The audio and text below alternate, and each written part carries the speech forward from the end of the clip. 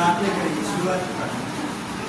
धन्यवाद सर्वशक्तिमान सर्वश्रेष्ठ परमेश्वर जीव के आपको धन्यवाद करता हूँ। आपके राजाओं के राजा महान परमेश्वर है, दयावान है, कृपा करने वाले अनुग्रहकारी परमेश्वर है। आपकी स्तुति करता हूँ। आप ही हमसे प्रेम किए, इसलिए आपने वो अपने एक दो दिन को हमारे लिए दुनिया में भेजे। वो हमारे लिए मारे गए, गाड़े गए और किसी दिन इनसे जुदा हो गए। आप जीवित परमेश्वर है और मृत्यु के ऊपर जयवंत हुए वाले परमेश्वर है। आपको स्तुति करता हूँ। एक बार हम सब लोग मिलकर मुझे आपके घर में आपको स्तुति करने के लिए, आपको आराधना करने के लिए, आपके साथ में समय बिताने के लिए और मुझे आपकी संगति में मुझे आपके लोगों के साथ मिलने के लिए, आपके कुछ बातों को सुनने के लिए और मुझे आपने हमको यहाँ लेकर मिलाया है। इसलिए आपको धन्यवाद करता हूँ। और तो इस शुरुआत से लेकर रोजी गीतों के लिए प्रार्थना करता हूँ। अगर कोई नए लोग आते हैं रोजी गीतों के द्वारा मुझे उद्धार मिले और आपको महिमा हो। और उसी तरह मुझे आराधना वचन के लिए प्रार्थना करता हूँ। आपके वचनों के द्वारा मुझे आपके लोगों के साथ में आप बात कीजिए और मुझे आप धैर्य दीजिए, बात कीजिए। आपके वचन जो हमें अपनी शांति, समाधान और मुझे वो ताकत देती है, उनको उद्धार देता है, हमें दिन ब दिन कुछ आप में बढ़ाता है। आपके साथ में कोई संगति और कुछ रिलेशनशिप अच्छा बनाता है। मुझे आप करता हूँ तो इसलिए आपके वचन के द्वारा मुझसे बात कीजिए और उस तरह मुझे तो उसके लिए कुछ आपको करता हूँ। तो इस समय में अगर कोई कुछ अनजाने में मुझे आपसे कुछ पाप की है और मुझे लेकिन और आपसे और मुझे पछताव कर आपके पास में पछताव करके पापों को अंकार करते और मुझे आपके लिए जिले के तय होते हैं, उन्हें भी आप मुझे क्षमा कीजिए। तो ये सब कुछ आपके हाथ में सुनता हूँ। शुरुआत से लेकर आखिर तक आप ही चलाइए, आप ही अगुवाई कीजिए।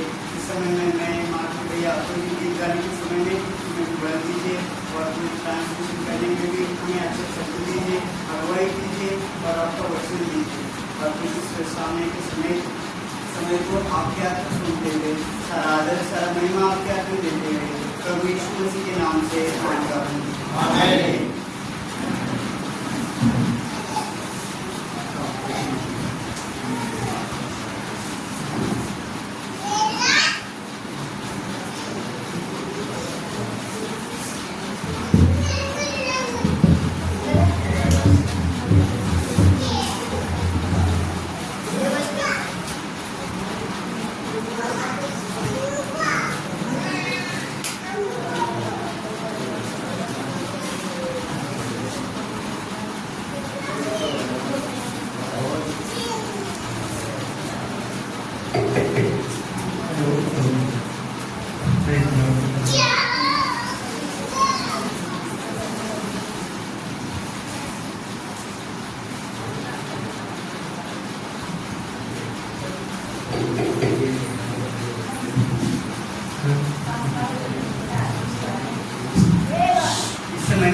आइए और कृपया आगे आइए इस गाने में जो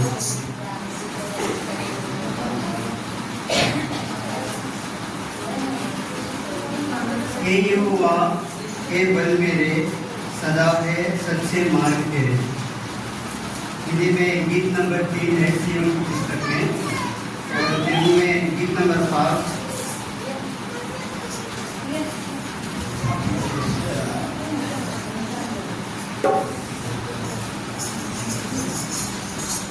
और हमारे पास जो शीट है उसमें एक शायद पहला गीत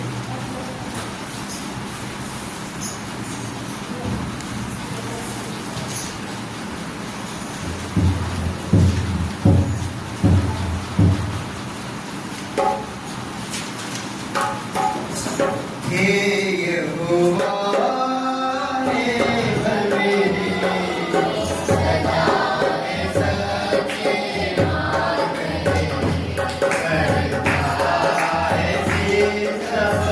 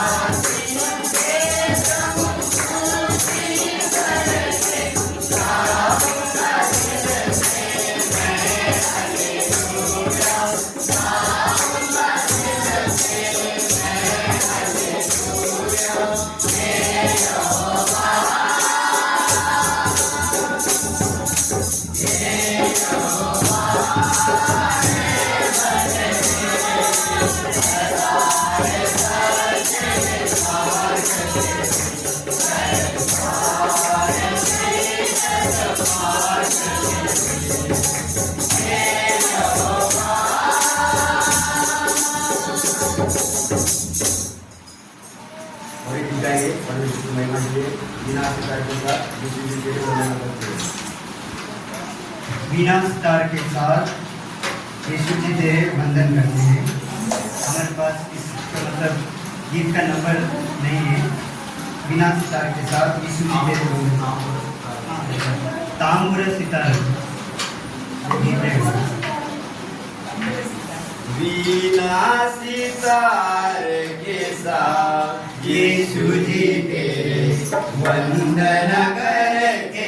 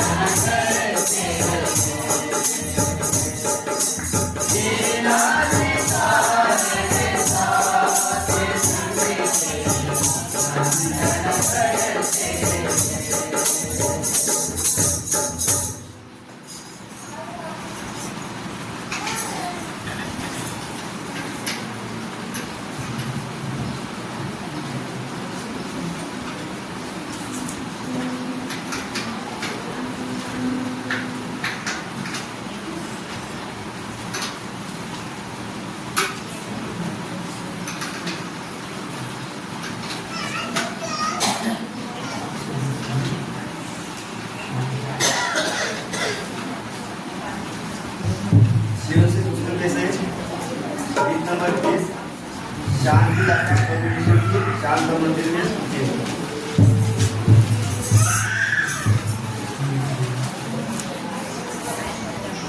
तेलुगु में 501 है, हिंदी में 110 है। हमारे पास जो है उसमें 30 है। शांति दाता प्रभु यीशु की शांत मंदिर में, तेलुगु में गीत नंबर 501 और हिंदी में 110। शांति दाता प्रभु यीशु की शांत मंदिर में हो स्तुति। शांति दाता प्रभु यीशु की शांत मंदिर में हो स्तुति। शांति करता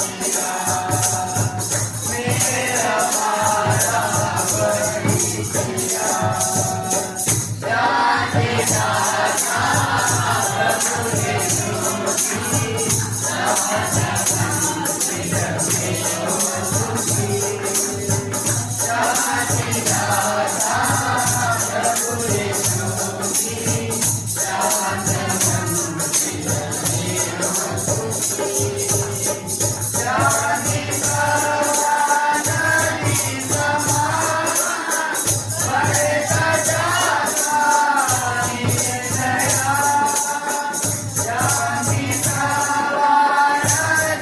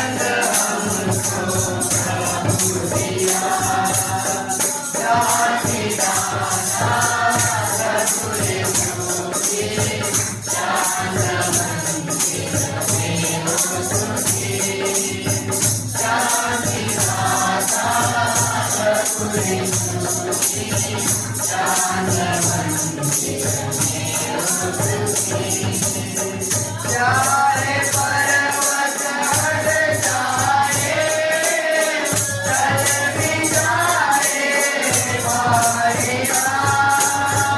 चाहे पर्वत हट जाए, चल भी जाए बारिया। अनुग्रह मेरा नहीं सकेगा, अनुग्रह मेरा नहीं सकेगा।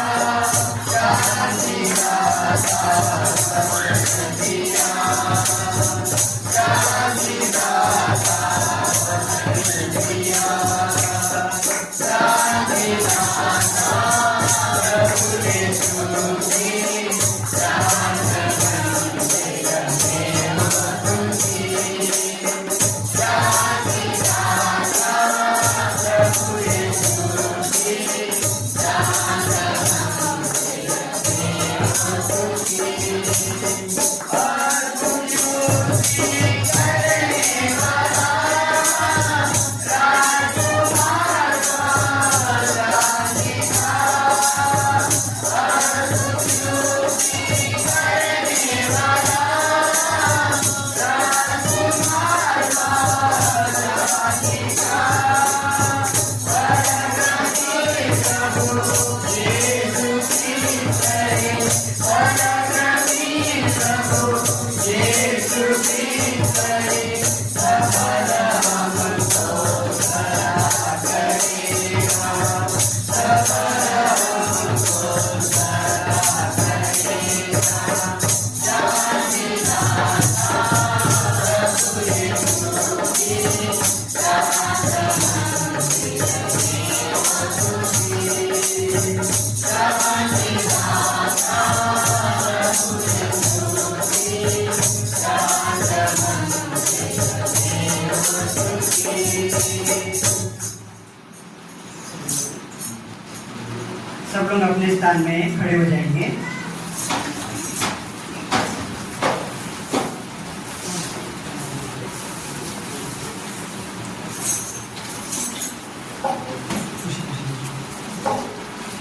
और एक गीत गाएंगे मिलकर, खुशी खुशी मुझको मिले, मेरा जीवन बदल गया।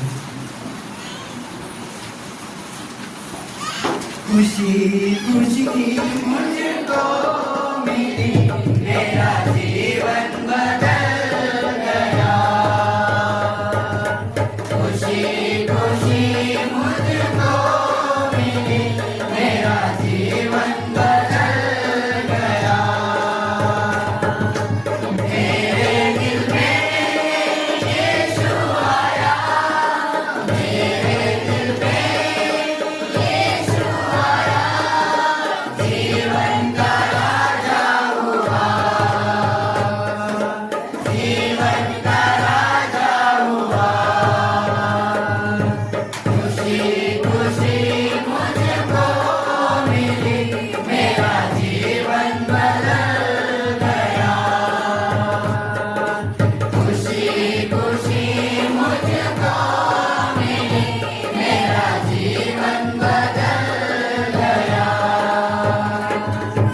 आत्मा पर मैं देखा मसीह, कितना कितना प्यारा है वो। आत्मा पर मैं देखा मसीह, कितना कितना प्यारा है वो। दुनिया मुझे जो दे ना सका, यीशु से मैं पा सका। दुनिया मुझे जो दे ना सका, यीशु से मैं पा सका। खुशी खुशी मुझको मिली, मेरा जीवन बदल गया। खुशी खुशी मुझको मिली, मेरा जीवन बदल गया। लहरों के समान मेरी खुशी,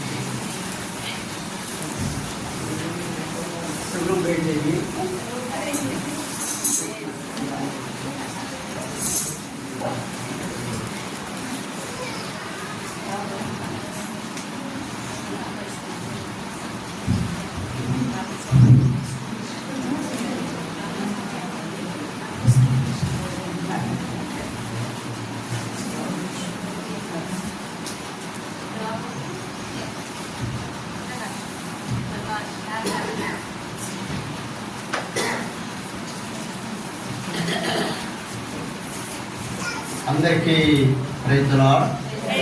आप सभी को प्रभु यीशु मसीह के नाम से जय मसीह की।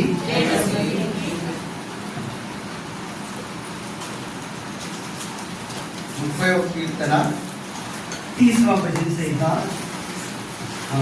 కొన్ని వచనాలు చదువుతున్నాం, నేను ఒక వచనం చదువుతున్నా। पहले हम कुछ वचन पढ़ेंगे, मैं एक वचन और आप एक वचन, ऐसा करके हम पढ़ेंगे। भजन संहिता 30वां अध्याय 12 వచనాలు ఉన్నాయి। इसमें 12 वचन है, మొత్తం చదువుతున్నా। पूरा पढ़ेंगे। हे यहोवा, मैं तुझे सराहूंगा क्योंकि तूने मुझे खींच कर निकाला है और मेरे शत्रुओं को उस पर आनंद करने नहीं दिया। हे मेरे परमेश्वर यहोवा, मैंने तेरी दुआएं की और तूने मुझे चंगा किया है।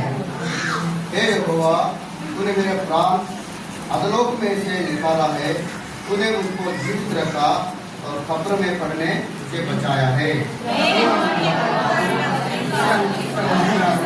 और इस पवित्र नाम से उसका उसका धन्यवाद करो।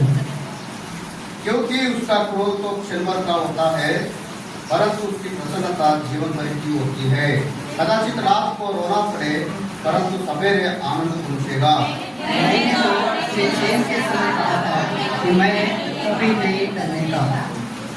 हे यहोवा, अपनी प्रसन्नता से तूने मेरे पहाड़ को दृढ़ और स्थिर किया था। जब तूने अपना मुख फेर लिया तब मैं घबरा गया। हे यहोवा, मैंने तुझे पुकारा और यहोवा से गिड़ाकर यह विनती की थी। जब मैं कब्र में चला जाऊंगा तब मेरे लहू से क्या लाभ होगा? क्या मिट्टी तेरा धन्यवाद कर सकती है? क्या वहाँ तेरी सच्चाई का प्रचार कर सकती है? हे यहोवा, सुन, मुझ पर अनुग्रह कर। हे यहोवा, तू मेरा सहायक हो। तूने मेरे लिए विलाप को नृत्य के बदल डाला। तूने मेरा डाक उतरवा कर मेरी कमर में आनंद का पट्टा बांधा है, ताकि मेरी आत्मा तेरा भजन गाती रहे, कभी चुप न हो। हे मेरे परमेश्वर यहोवा, मैं सर्वदा तेरा धन्यवाद करता रहूँगा। చిన్న ప్రార్థన చేసుకుందాం। ప్రేమగల దేవా, చిన్నగా నీకే స్తుతులు స్తోత్రాలు చెల్లిస్తున్నాం। మా మధ్యలో మీరుండి దేవా మాతో మాట్లాడండి, నాకు సహాయం దయచేయండి, ఆ యొక్క ప్రతి పాపం క్షమించండి ప్రభా, సహాయం దయచేయండి। వాక్య జీవితానికి నడిచేపు ధ్యానం దయచేయండి, నడిపించమని యేసు నామమున ప్రార్థన చేస్తున్నాం తండ్రి।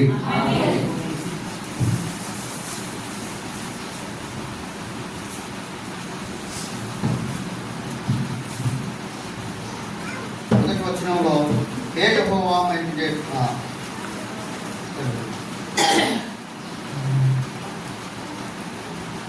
నేను మొదటి వచనంలో ఉంది, నేను దేవుణ్ణి స్తుతించదను అని, మరి నా శత్రువులు నా మీద మరి జయ పొందకుండా చేశాడు కనుక నా దేవుని నేను స్తుతించదని దావీదు ఇక్కడ అంటున్నాను। दावीद यहाँ पर कहते हैं कि मैं परमेश्वर को स्तुति करूंगा क्योंकि परमेश्वर ने मेरे शत्रुओं को मुझ पर आने नहीं दिया है, इसलिए मैं परमेश्वर को स्तुति करूंगा करके कहते हैं। దేవుడు నాకు ఎన్నో సహాయం చేసిండు, దేవుడు ఎన్నో నాకు మేలు చేసిండు। కష్టంలో నుండి సంకటంలో నుండి దేవుడు నన్ను విడిపించిండు కనుక దేవుడు నేను స్తుతించదను అంటున్నాను।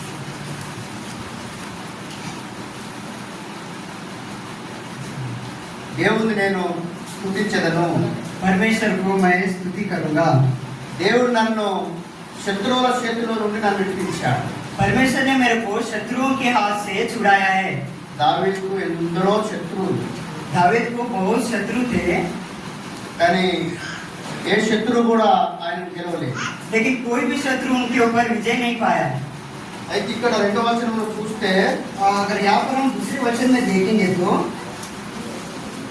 నేను నీ ప్రార్థన చేసినను నీవు నన్ను బాగుపరిచినావు। यहाँ पे मैंने तेरी दुआएं की और तूने मुझे चंगा किया है। దావీదుకు ఏం బీమారు ఉండే మరి? दावीद को कौन सा बीमारी था? దేవుడు నన్ను స్వస్థపరిచిండు అని ఇక్కడ మనం చూస్తున్నాం। परमेश्वर ने मुझे चंगा किया है करके यहाँ पे बताया गया। ఏదో ఒక పెద్ద బీమారు ఉన్నది, कुछ तो भी बड़ा बीमारी है। ఒకటో రాజులు ఒకటో అధ్యాయం 1వ వచనం చదువుకుందాం. पहला राजा उसका पहला अध्याय उसका पहला वचन में देखेंगे, पढ़ेंगे। మొదటి రాజులు पहला राजा మొదటి వచనం, మొదటి అధ్యాయం మొదటి వచనం. पहला राजा पहला अध्याय उसका पहला वचन। दाऊद राजा बुरा मन बहुत पुराने हो गया था। दाऊद यदा भी कपड़े उड़ाए जाते थे तो भी बड़ा गर्म ना होता था। ఆయన చాలా చలి బీమారు ఉండే. उन्हें ठंडी लगने का बीमारी था। మా ప్రాంతంలో చాలా మంది చలికాలం వస్తే చాలా మంది ముసలోళ్ళు చనిపోయి ఈ సంవత్సరం ఈ చలిలో బతుకుతే ఇంకొక 10 సంవత్సరాలు బతికినట్టే అంటారు మా ప్రాంతంలో. और हमारे गांव में ठंडी की वजह से ज्यादा बुजुर्ग लोग मर जाते हैं और वो लोग बोलते हैं कि अगर इस ठंडी काल में अगर मैं जी लूंगा तो और आने वाले 10 सालों में मैं जीऊंगा। ఈ ముసలోడు ఈ సంవత్సరం ఈ చలికాలంలో బతికిందనుకోండి, ఈ ముసలోడు ఇంకో 10 సంవత్సరాలు నిజంగా బతుకుతాడు ఈ చలిలోనని అంటారు మాకే. और हमारे यहाँ ये भी बोलते हैं कि अगर एक बुढ़ा और बुढ़ी अगर एक ठंडी काल में अगर वो जिंदा रह गए तो आने वाले 10 साल भी वो लोग जिएंगे। చలికాలంలో చాలా మందికి అది పక్షవాత బీమారి కూడా వస్తూ ఉంటాయి. और ठंडी के समय में लगभग बीमारी भी आता है, ఎందుకంటే అది ఈ నరములు అది గట్టిగా పట్టుకుంటాయి. ఇక్కడ అప్పుడప్పుడు బీపీ ఎక్కువైపోయి అది అటాక్ కూడా వచ్చే అవకాశాలు ఉంటాయి. और कभी कभी यहाँ पे हाथों में जो नस है वो पकड़ लेता है और यहाँ से हार्ट अटैक भी आता है।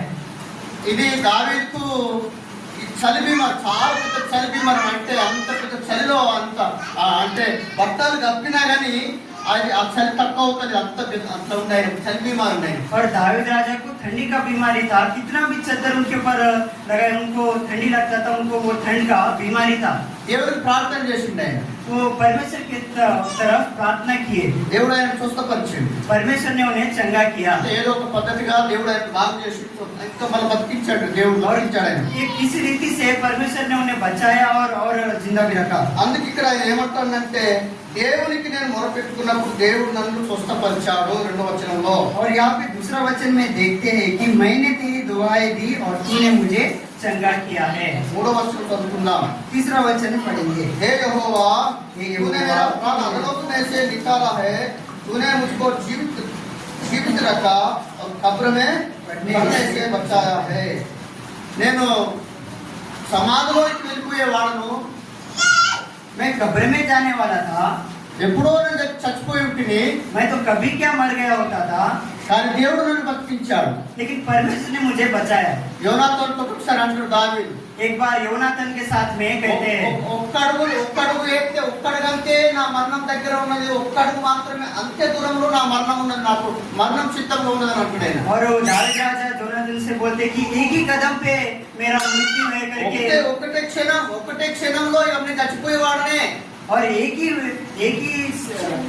क्षण में मैं मरने वाला एक व्यक्ति हूँ। రాజు చూడండి, రాజు నన్ను ఎందుకు నేను ఏం తప్పు చేస్తే నన్ను ఎంటాడుతున్నాడు, నన్ను చంపేదానికి ఎంటబడుతున్నాడు, నేను ఏం తప్పు చేసిన కనుక మరి నా ఎంటబడుతున్న చంపేదానికి కొరకని యోనాతాను దావీదు చెప్తా ఉంటాడు. और दाऊद राजा योनाथन के साथ में ये बोलते हैं कि क्यों वो मेरे पीछे मारने के लिए पड़े, क्यों मेरे पीछे मुझे मारना चाहते करके वो दाऊद राजा योनाथन के साथ में बोलते हैं। నేను ఎప్పుడో సమాధిలో చేరిపోతుంటే కానీ నా దేవుడు నన్ను బతికించాడు. मैं कभी क्या कब्र में चले जाने वाला था, लेकिन परमेश्वर ने मुझे बचाया है। అందుకు ఇక్కడ ఒకటి వచ్చినప్పుడు నేను అందుకే నా దేవుని నేను కనపరచుదను, నా దేవుని నేను ఆరాధించదను, నా దేవుని సన్నిధిలో నా పాపం ఒప్పుకొందును, నా దేవుని నేను నా ఇష్టంగా నేను ఆరాధించదను, స్తుతించదను అంటాడు. और इसलिए यहाँ पे पहले वचन में देखते थे कि मैं इसलिए परमेश्वर ने मुझे कब्र से बचाया, इसलिए मैं परमेश्वर को स्तुति करूंगा, मैं परमेश्वर को आराधना करूंगा करके ये पहले वचन में बताते हैं। దేవుడు ఆయనను స్వస్థపరిచాడు. శత్రువులు అనే మరణం చనిపోయే స్థితిలో నుండి కూడా దేవుడు ఆయనను బతికించాడు. और परमेश्वर ने दाऊद राजा को मरण की स्थिति से भी बचाया है. ఒకటేమో బీమారి నుండి దేవుడు బతికించాడు, एक तो बीमारी से परमेश्वर ने बचाया है, రెండోదేమో సౌలు చంపేవాడు ఆయన చేతిలో నుండి దేవుడు బతికించాడు. और दूसरा सौल के हाथ से, सौल मारने वाला था उनके हाथ से बचाया है। ఆయన ఏమంటున్నాడు అంటే దావీదు చూడండి 9వ వచనంలో మనం చూద్దాము. और वो क्या बोलते हैं 9वें वचन में हम एक बार पढ़ेंगे। 30వ కీర్తన, అదే 30వ కీర్తన 9వ వచనం అందరం కలిసి చదువుకుందాము. हम सब लोग मिलकर पढ़ेंगे। जब मैं हमें डरने लगता तब मेरे लोगों से क्या लाभ होगा? क्या मिट्टी के अंदर धर्म कर सकती है? क्या हवा तेरी सच्चाई का प्रचार कर सकती है? ఒకవేళ నేను చనిపోయిన తర్వాత సమాధిలో కొన్నికి నేను వెళ్ళిన అనుకోండి, అప్పుడు నేను నిన్ను ఎలా ఆరాధిస్తాను, నిన్ను ప్రార్థన చేస్తా. अगर मैं कब्र में चला जाऊंगा तो मैं कैसे आपको स्तुति करूंगा और कैसे मैं आपको प्रार्थना करूंगा? दावीद राजा, నేను మట్టిలోకి వెళ్ళిన తర్వాత నేను ఎలా నేను స్తుతిస్తాను నేను. मैं अगर मट्टी में चले जाऊंगा तो मैं कैसे आपको मैं स्तुति करूंगा? నేను చనిపోతే నీకేం లాభము? अगर मैं मर जाऊंगा तो आपको क्या लाभ है? నేను బ్రతుకుంటే నాకు మరి నీకేం లాభము? अगर मैं जिंदा रहूंगा तो आपको क्या लाभ है? బ్రతుకుంటే దేవునికి లాభం. अगर मैं जिंदा रहा तो परमेश्वर को लाभ है। ఏ మనిషి అయినా ఒకవేళ బ్రతుకుంటే ఎవరికి లాభం?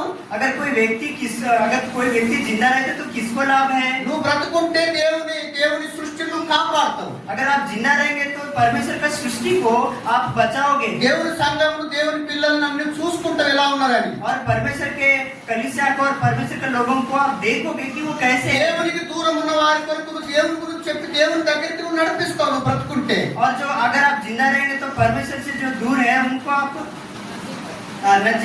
नजदीक लेके आओगे। అది దావీదు బతుకుంటే దేవునికి లాభం. अगर दावीद जिंदा रहा तो परमेश्वर को लाभ है। దావీదు చనిపోతే ఎవరికి లాభం? अगर दावीद मर जाएगा तो किसको लाभ है? దావీదుకు లాభం. दावीद को लाभ है। ప్రకటన గ్రంథంలో అంటే చనిపోయిన వారు అటు విశ్రాంతి పొందుదురు పరలోకములో అని ఉంది. और प्रकाशित वाक्य में ऐसा लिखा है कि जो मर जाते मृत्यु पाते वो చనిపోయిన వారు ధన్యులు. जो मर गए वो धन्य है। దేవుని విశ్వాసం ఉంచి చనిపోయిన వారు వాళ్ళు ధన్యులు. और परमेश्वर के ऊपर विश्वास रख के मर जाने वाले लोग जो वो धन्य है। యేసు ప్రభు ఎన్ని సంవత్సరాలు బతికాడు? यीशु मसीह कितने साल जिंदा रहे? ఎన్ని సంవత్సరాలు సువార్త చెప్పాడు? कितने साल सुसमाचार बताए? 3.5 సంవత్సరాలు కదా. 3.5 साल बताए। 30 సంవత్సరాలు ఎవరు కనపడుతుంటా చుచ్చాప్ ఎవరు కనపడుతుంటా సైలెంట్ గా ఉన్నాడు యేసు ప్రభు. और 30 साल तक किसी को भी ना दिखते हुए वो परमेश्वर ఆయన పనులు చేసుకుంటా చుచ్చాప్ మౌనంగా ఎవరికి ఏం చెప్పుకుంటా ఏ పరలోకాన్ని గురించి చెప్పలేడు. ఇప్పుడు మౌనంగా 30 సంవత్సరాలు ఉన్నాడు ఆయన.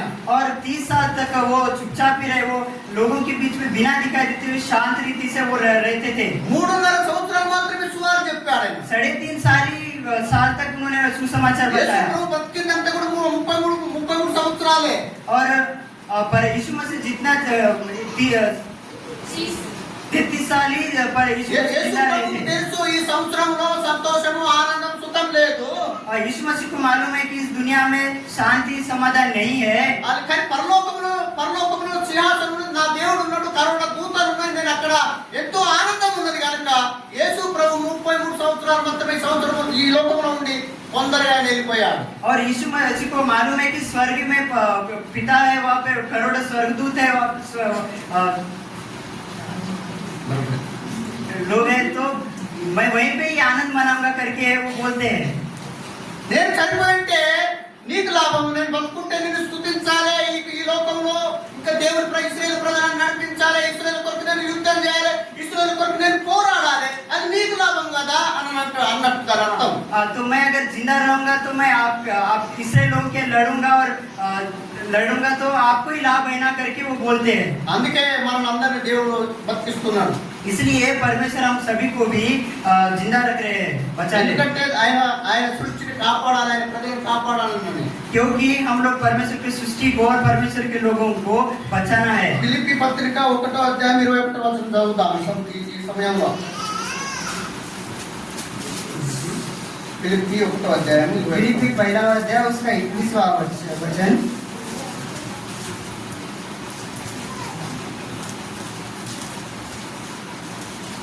అందరం కలిసి చదువుకుందాం. చదువుకుందాము. हम सब लोग मिलकर पढ़ेंगे। क्योंकि मेरे लिए एक रहना नहीं है और मर जाना लाभ है। పౌలు అంటాడు, నేను బతుకుట దేవుడు యేసు ప్రభు కొరకే, చచ్చిపోతే మరి లాభం నాకు అని అంటున్నాడు ఇక్కడ. और यहाँ पे पौल बोलते हैं कि क्योंकि मेरे लिए जीवित रहना मसीह है और मर जाना लाभ है। కీర్తనాలు 30:9 और इस तरह इस समय में 30वां भजन संहिता उसका जब मैं कब्र में चले जाऊंगा तब मेरे लहू से क्या लाभ होगा? क्या मिट्टी तेरा धन्यवाद कर सकती है? क्या वह तेरी सच्चाई का प्रचार कर सकती है? నేను బతుకున్నప్పుడే నేను ఆరాధించాలి, నేను బతుకున్నప్పుడే మనసారు నిన్ను స్తుతించాలి, నేను బతుకున్నప్పుడే మనసారు నేను ఆరాధించాలని ఇక్కడ దేవునితో ఆయన మాట్లాడుకుంటున్నాడు ఆయన. और दाऊद राजा यहाँ पर परमेश्वर के साथ में बात करे कि मैं जब जिंदा रहूंगा तभी मैं आपको स्तुति करूंगा, जब मैं जिंदा रहूंगा तभी मैं आपको आराधना करूंगा, जब मैं जिंदा रहूंगा तभी आपको आराधना करूंगा करके बोलते हैं। ఇది మంచి సమయం దేవుని మనం ఆరాధించడానికి.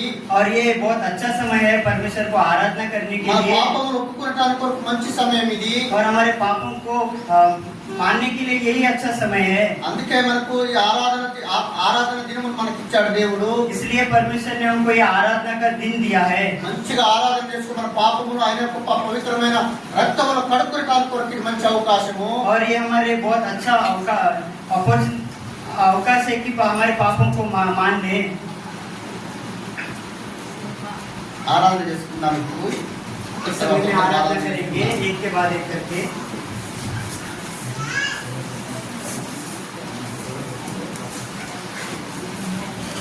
सब लोग जुटने में आएंगे, एक के बाद एक करके आराधना करेंगे। పరిశుద్ధమైన దేవా, నాయన ఈ జరిగిన పరిశుద్ధము ఓరే విశ్వాసంతో పరిశుద్ధంగా సజీవురాలుగా వచ్చి సృష్టించిన వారిష్టకు నాయన మీ పరిచయం చేయటకు నన్ను కూడా పాపంలో శాపంలో అంధకారంలో తండ్రి మీ ఉగ్రతకు నాశనానికి పాటుపడి నన్ను కూడా వ్యక్తి రక్షించుకున్నారు. దేవా, మీ ప్రేమిక గొప్ప యేసుప్రభు యొక్క మర్యాదల వల్ల ఆ స్మృతి కార్యంలో శుభ కార్యాన్ని పెద్దకు మర్యాద వస్తున్నాను. మీ అభివృద్ధి కడిగినారు, పరిశుద్ధపరిచినారు. నేను విశ్వాసించుకునేవారు నాకు పాపక్షమాపణలో ప్రభా పరిపూర్ణ స్వాస్థ్యాన్ని అందించిన ప్రభావం మిమ్మల్ని సృష్టించటకు నన్ను ఇంకా సజీవంగా ఉంచినందుకు మీకే స్థితి మహిమగా చెల్లిస్తున్నాను. ప్రతి పలిగినట్టులో నన్ను బలపరుస్తూ ఈ యొక్క పుట్టిదాని శక్తిని నా జీవితంలో నేను అనుభవిస్తూ ఈ యొక్క ఆరోగ్య విధంగా మీకే స్థితి మహిమగా ఆరోపించుకుంటూ నా స్థితి ఆరోగ్య నా ప్రభు నా రక్షకుడు నా కోసం తిరిగి రావే పరిశుద్ధ నామమున సమర్పించుకుంటాను తండ్రి. ఆమేన్. తండ్రి పరిశుద్ధుల దేవా, తండ్రి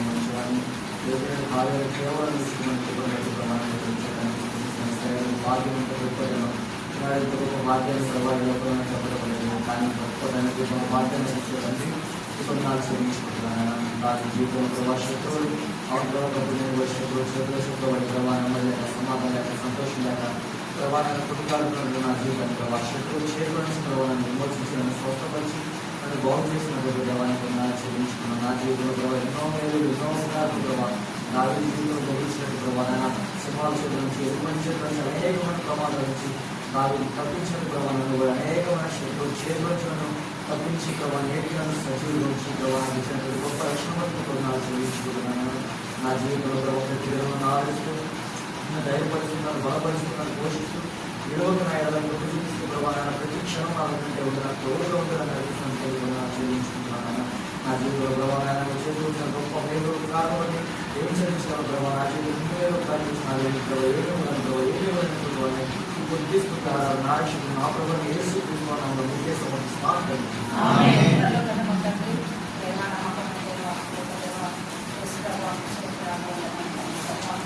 దేవాలయం కూడా అంధకారంలో చీకట్లో తండ్రి సచ్చిన చిత్రం ఎన్నప్పుడు తండ్రి ప్రభావ దేవా శీతకించిన ఆయన ఆశ్చర్యమైన వెలుగులకు నడిపించిన గొప్ప తండ్రి నా పాప జీవితం అంతటి నాయన ప్రస్తుతమైన రక్తంలో కలిగి దేవాన్ని వీళ్ళగా విసుగ్గా దేవాన్ని సంఘంలో నా తండ్రి ఓరో మందిరంలో నా తండ్రి ప్రభావ మీ సంఘస్థులతో కలిసిన ఆయన విడుదలతో కలిసిన ఆయన నేను కూడా ఆరాధించే ధన్యతనిచ్చిన దేవా సూచించడానికి గణపరచడానికి ఇచ్చిన కుటుంబాన్ని ఆయన కృతజ్ఞత దేవాన్ని వందనాలు చేతులు చూపించిన దేవా నాయన ఇంతగానో తండ్రి ప్రభా మాకు తోడుగా మీరుగా తండ్రి మాకు తండ్రిగా మా ఎదురేజంగా మా మిత్రుడుగా మాకు నా తండ్రి తోడుగా ఎందుగా ఉంటున్నందుకై ఉంటున్నందుకై కృతజ్ఞత చెల్లించుకుంటూ దేవా ఎందుకు పనికిరాదు నన్ను కూడా తండ్రి ప్రభా దేవాన్ని పనిముట్టుగా యోగ్యురాలుగా యోగ్యత లేనప్పుడు కూడా తండ్రి యోగ్యురాలుగా చేర్చుకున్నందుకై సూచించి ఆరాధించుకుంటూ తండ్రి నన్ను ఆరాధించమని ఆత్మతో సత్యంతో ఆరాధించమన్న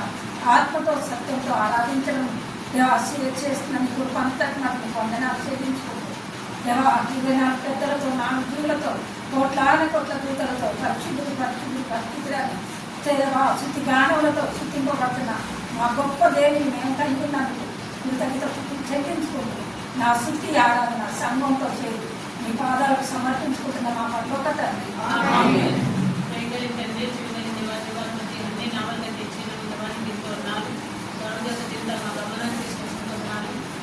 ఆత్మల సత్యస్థితిలో ఉన్నప్పుడు నా ఆత్మను రక్షించగా యేసుక్రీస్తుగా ఈ లోకానికి వచ్చి 30 సంవత్సరాలు దాటి ముందుకు వచ్చి ఉంటున్నాను 30 సంవత్సరాలు సేవ చేసుకుంటూ ఉంటున్నాను అట్టిగా నన్ను కూడా శరీరంలో అన్ని జనాలకు నేను శరీరంలో సత్యస్థితిలో ఉన్న నన్ను ఆత్మను రక్షించిన ప్రభావం ఉంటున్నాను నన్ను కూడా ఆత్మ స్వస్థపించినందుకు ఉంటున్నాను గొప్ప రక్షించి ఉంటున్నాను నాకు కూడా తల్లి పౌరు వాళ్ళ రక్షణ చేసే సమస్యలు మన అనుభవంలోకి నన్ను నడిపించడానికి స్థుతిస్తున్నాను నన్ను నేను స్థుతించదని నా దాని రోజులకి తప్పించి సజీవులను స్థుతిస్తారని నిజంగా కృప చూపుతున్నాను కదా సంఘం సావాసం నుంచి పరిశుద్ధ దండం నుంచి ఇప్పడానికి వాళ్ళు ఎంతో గొప్ప మేలు చేస్తూ వచ్చుకుంటున్నాను ఇవన్నీ రుణాలు కాదండి ముద్రాలు కాదు వారి రుణం తీర్చుకోలేదండి నా జీవితాంతాన్ని స్మృతించిన సేవించిన తప్పించుకుంటూ నేను ఆమె హెచ్చిస్తూ ఆయన మా ఘనత ప్రభావాలకు ఆరాధించుకుంటూ నాకు ఉద్యోగులు వచ్చిన కొద్దిస్తుంది ఆరాధన ఏ స్నామంలో మీకు అర్పిస్తున్నాను తండ్రి